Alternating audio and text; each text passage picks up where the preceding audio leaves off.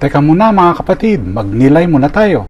Alam mo ba na ang mga sanggol na pawikan, kapag napisa na sa itlog, ay likas na naglalakad patungo sa pinakamaliwanag na bahagi ng kalangitan? Karaniwan ay ang buwan sa ibabaw ng dagat. Ngunit ngayon, madalas silang maligaw.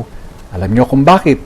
Dahil sa mga ilaw ng gusali o kalsada, mga neon lights, at sa halip na sa dagat, papunta sila sa kapahamakan. Sa ating pagbasa ngayon, may dalawang kwento ng pagtitiwalag at panganib.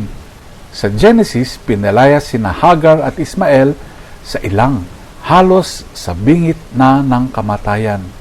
Sa Ebanghelyo, dalawang sinasapian ang iniiwasan at kinatatakutan ng kanilang pamayanan.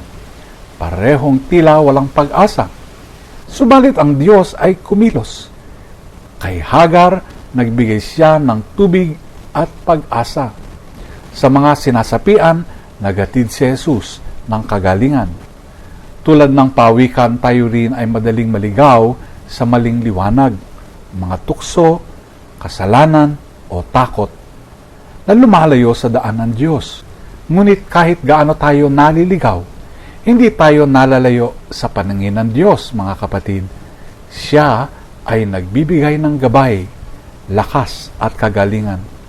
Kapag dumating ang unos o kapag tayo ay tinatakwil ng mundo, tandaan natin, nakikita tayo ng Diyos.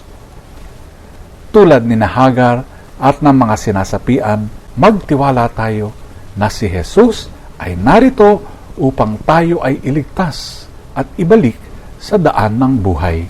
Pagnilayan po natin ito. Amen.